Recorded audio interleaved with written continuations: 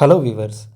தமிழ்நாடு கிராம பஞ்சாயத்து செயலாளர் 1483 பணியிடங்களுக்கு டிஎன்ஆர்டி ஊரக வளர்ச்சித்துறை அந்த வெப்சைட்டில் வந்து பார்த்தீங்கன்னா வெளியிட்டிருக்காங்க.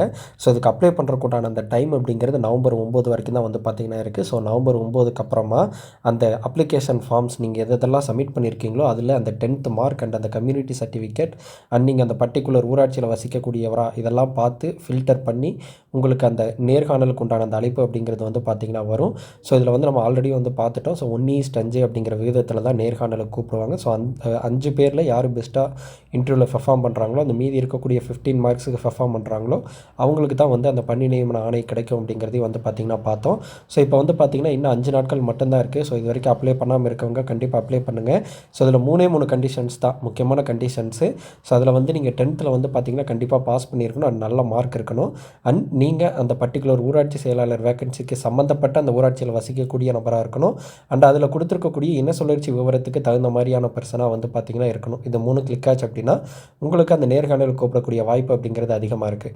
ஸோ இதில் வந்து பார்த்திங்கன்னா மாவட்ட ஆட்சியர் தலைமையில் ஒரு குழு அமைப்பாங்க. அந்த குழு தான் வந்து பார்த்திங்கன்னா இன்டர்வியூ எடுக்கும். 2023க்கு அப்புறமா இந்த கிராம ஊராட்சி செயலாளரில் சில விதிமாற்றங்கள் பண்ணியிருக்காங்க அப்படிங்கிறத பார்த்தோம். ஸோ டிகிரி அப்படிங்கிறதுலேருந்து குறைச்சி 10th வரைக்கும் வந்து பார்த்திங்கன்னா முடிச்சிருந்தீங்கன்னா போதும். ஸோ 10th வந்து அந்த மார்க் பேசிஸில் தான் வந்து அந்த 85 மார்க்ஸும் மீதி இருக்கக்கூடிய 15 மார்க்ஸ் வந்து பார்த்திங்கன்னா இன்டர்வியூ ப்ராசஸ்லேயும் வந்து எடுப்பாங்க அப்படிங்கிறத பார்த்தோம்.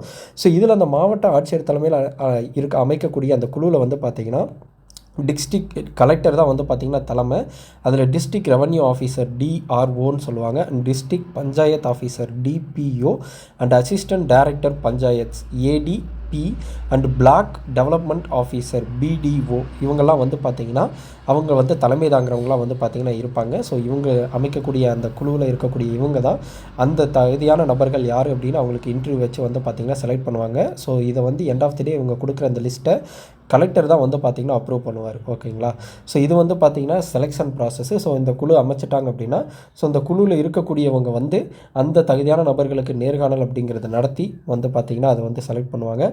அண்ட் இதில் நம்ம பார்க்க வேண்டிய இன்னொரு முக்கியமான விஷயம் என்னென்னு கேட்டிங்கன்னா, இது வந்து எப்போ நடக்கும், இந்த நேர்காணல் எப்போ நடக்கும், ஸோ அந்த அப்ளிகேஷன்லாம் வந்து ஃபில்ட்ரு பண்ணி எவ்வளோ நாட்கள் வந்து பார்த்திங்கன்னா நடக்கும் அதெல்லாம் வந்து பார்த்திங்கன்னா பார்க்க போகிறோம். ஸோ இதில் வந்து பார்த்திங்கன்னா நேர்காணல் நடைபெறும் தேதி அப்படிங்கிறது டிசம்பர் 4லேருந்துன்னு சொல்லியிருக்காங்க. ஸோ டிசம்பர் 4லேருந்து டிசம்பர் 12 வரைக்கும் கிட்டத்தட்ட 8 நாட்கள் தமிழ்நாட்டில் இருக்கக்கூடிய அனைத்து 37 மாவட்டங்கள், ஸோ அனைத்து மாவட்டங்கள் சொல்லக்கூடாது, 37 மாவட்டங்களில் வந்து பார்த்திங்கன்னா இதுக்குண்டான அறிவிப்பணி அப்படிங்கிறது வெளியிட்டிருக்காங்க. ஸோ அந்த 37 மாவட்டங்களே அந்த மாவட்ட ஆட்சியர் தலைமையில் இப்போ நான் சொன்னேன் இல்லைங்களா, அந்த போஸ்ட்டு டிஆர்ஓ டிபிஓ இந்த மாதிரி வந்து ஏடி அந்த மாதிரி இருக்கக்கூடியவங்கலாம் வந்து பார்த்திங்கன்னா இந்த நேர்காணல் அப்படிங்கிறத நடத்துவாங்க. ஸோ பணி நியமன ஆணை வழங்கப்படும் தேதி டிசம்பர் 17க்கு அப்புறமா வந்து பார்த்திங்கன்னா எக்ஸ்பெக்ட் பண்ணலாம்.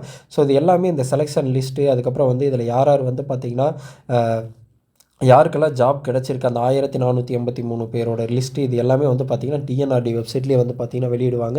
அண்டு செய்தித்தாள்கள்லேயே வந்து பார்த்திங்கன்னா நம்ம தெரிஞ்சுக்கலாம் யார் யார் செலக்ட் ஆகிருக்காங்க அப்படிங்கிறத நம்ம செய்தித்தாள்கள்லேயே வந்து பார்த்திங்கன்னா தெரிஞ்சுக்கலாம். அண்டு இதில் ஆல்ரெடி நம்ம பார்த்துருக்கோம் 85 மார்க்ஸுக்கு வந்து பார்த்திங்கன்னா 10th மார்க்கை பேஸ் பண்ணி தான் எடுப்பாங்க.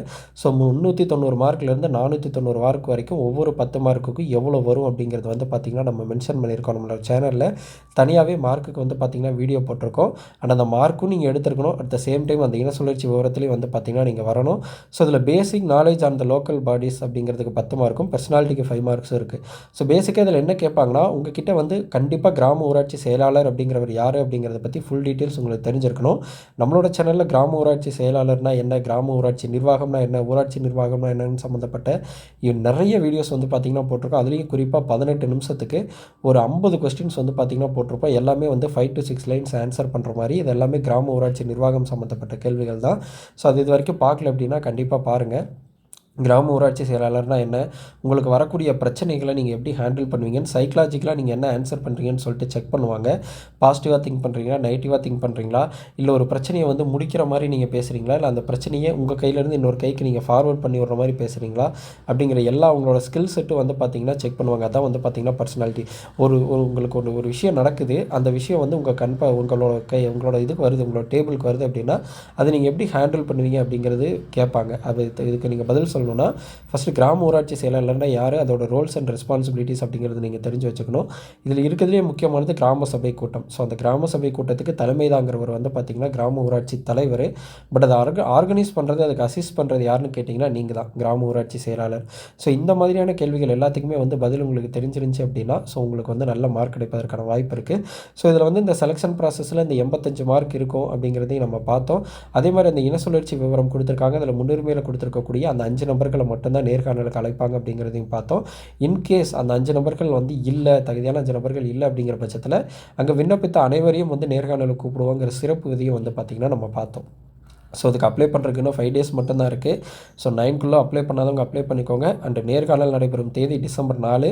So November 3rd week or 4th weekல அதுக்குண்டான அந்த செலெக்ஷன் லிஸ்ட் அப்படிங்கிறது வெளியிடுவாங்க அப்படிங்கிறது தான் எக்ஸ்பெக்டடாக இருக்குது. அண்ட் பணி நியமன ஆணை வழங்கப்படும் தேதி வந்து பார்த்திங்கன்னா December 17. ஸோ அதோட 10th மார்க் பேசிஸில் தான் வந்து பார்த்திங்கன்னா எடுப்பாங்க. 10th மார்க்கு, என்ன சுழற்சி விவரம், அதில் அந்த முன்னுரிமை ப்ளஸ் வந்து பார்த்திங்கன்னா நீங்கள் அந்த பர்டிகுலர் ஊராட்சியில் வசிக்கக்கூடிய நபராக இருந்தீங்க அப்படின்னா உங்களுக்கு அந்த நேர்காணலுக்கு உண்டான அந்த அழைப்பு அப்படிங்கிறது விடுப்பாங்க. ஸோ நம்மளோட சேனல் அப்கமிங் வீடியோஸில் இந்த கிராம ஊராட்சி செயலாளர் சம்மந்தப்பட்ட இன்னும் மிக முக்கியமான கேள்விகள் மட்டும் வந்து பார்த்திங்கன்னா தனியாக பார்ப்போம். ஸோ மேலும் கிராம ஊராட்சி செயலாளர் சம்மந்தப்பட்ட அப்டேட்களுக்கு நம்மளோட சேனல் வீடியோஸ் தொடர்ந்து பாருங்கள். இந்த வீடியோ பிடிச்சிருந்தால் உங்களோட ஃப்ரெண்ட்ஸ்க்கு ஷேர் பண்ணுங்கள்.